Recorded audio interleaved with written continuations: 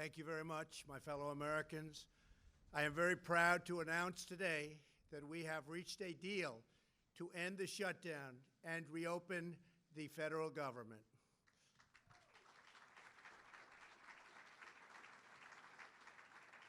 As everyone knows, I have a very powerful alternative, but I didn't want to use it at this time.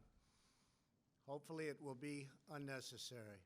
I want to thank all of the incredible federal workers and their amazing families who have shown such extraordinary devotion in the face of this recent hardship.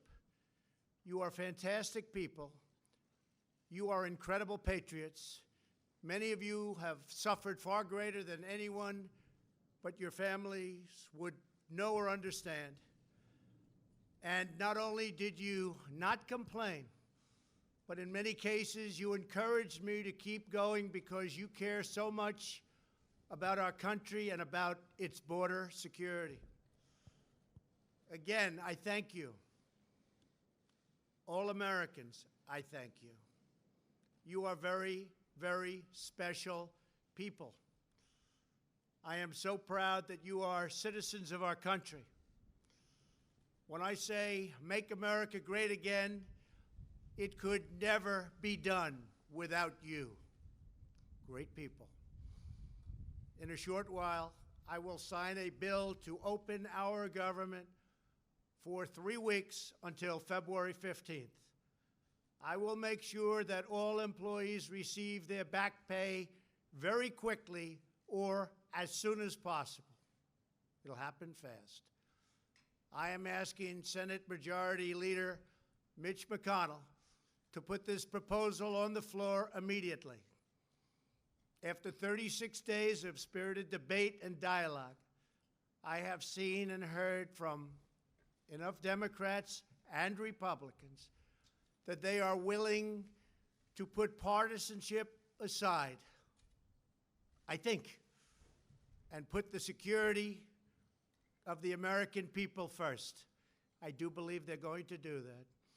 They have said they are for complete border security, and they have finally and fully acknowledged that having barriers, fencing, or walls, or whatever you want to call it, will be an important part of the solution.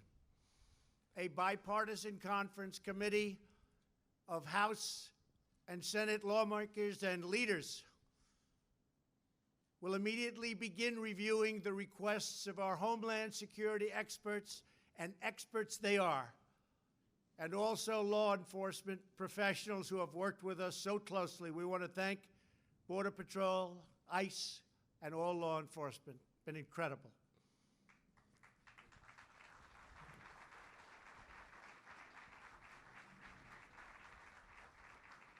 Based on operational guidance from the experts in the field, they will put together a Homeland Security package for me to shortly sign into law. Over the next 21 days, I expect that both Democrats and Republicans will operate in good faith. This is an opportunity for all parties to work together for the benefit of our whole beautiful, wonderful nation. If we make a fair deal, the American people will be proud of their government for proving that we can put country before party. We can show all Americans and people all around the world that both political parties are united when it comes to protecting our country and protecting our people. Many disagree. But I really feel that working with Democrats and Republicans, we can make a truly great and secure deal happen for everyone. Walls should not be controversial. Our country has built 654 miles of barrier over the last 15 years, and every career Border Patrol agent I have spoken with has told me that walls work. They do work. No matter where you go, they work.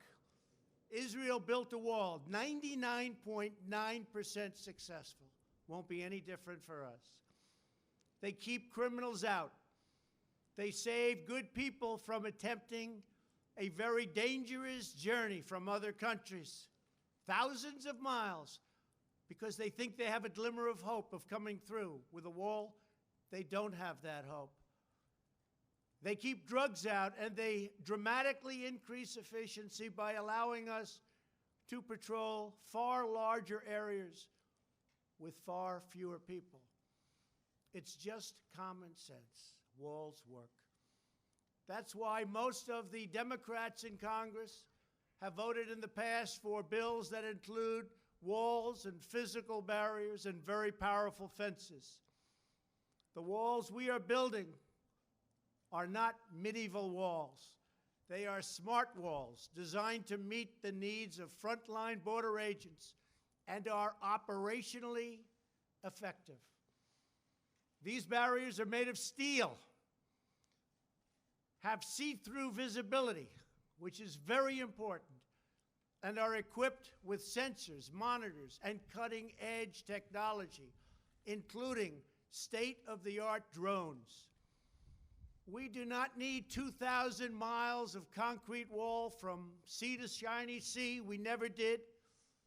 We never proposed that. We never wanted that, because we have barriers at the border where natural structures are as good as anything that we can build. They're already there. They've been there for millions of years.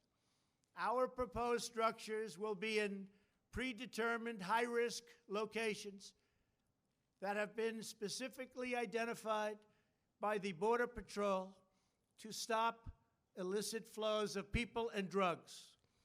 No border security plan can ever work without a physical barrier. Just doesn't happen.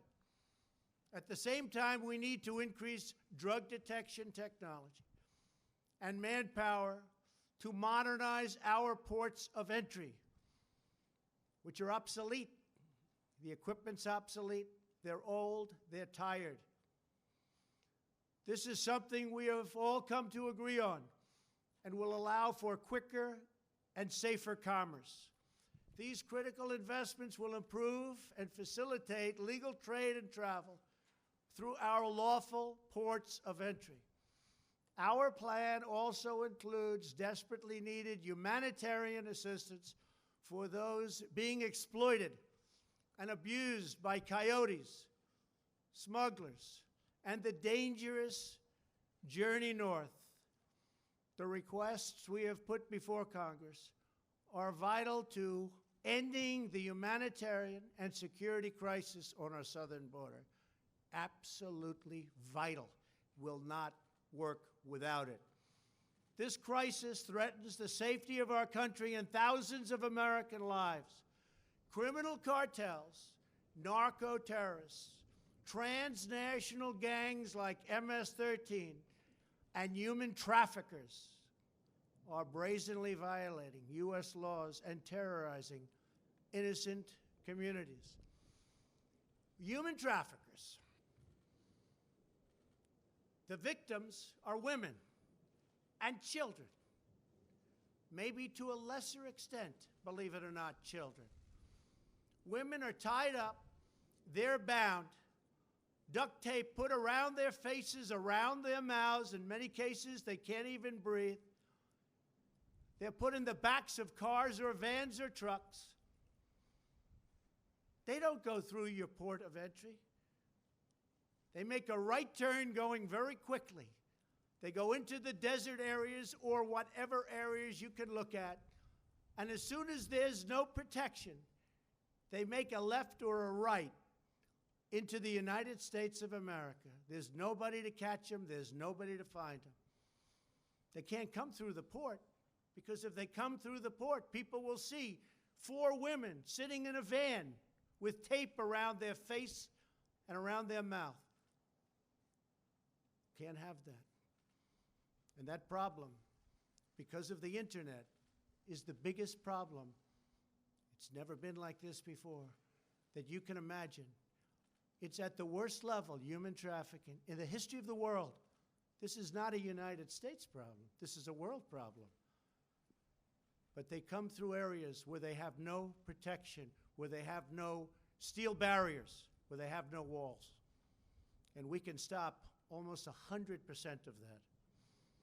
The profits reaped by these murderous organizations are used to fund their malign and destabilizing conduct throughout this hemisphere.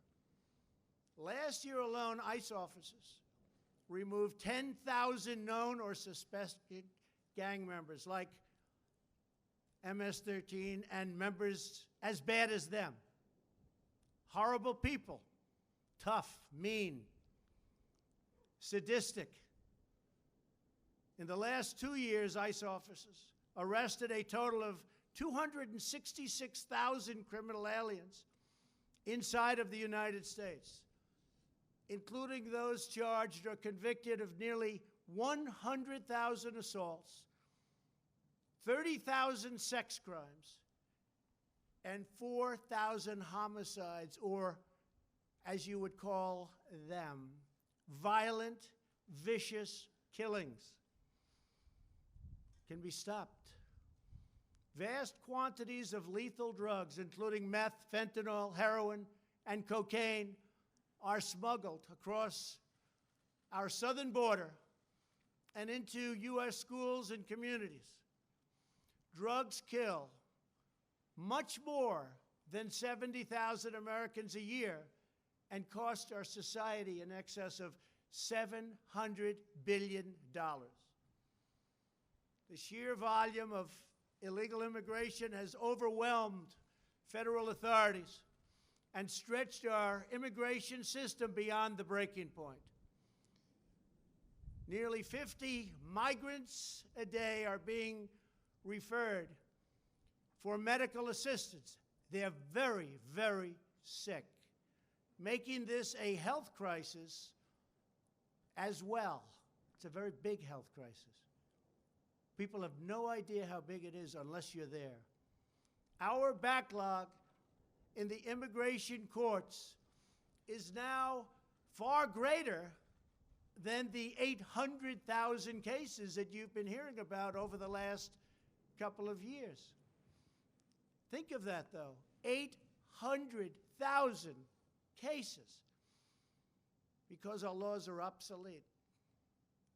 So obsolete. They're the laughing stock all over the world. Our immigration laws, all over the world, they've been there for a long time, are the laughing stock all over the world.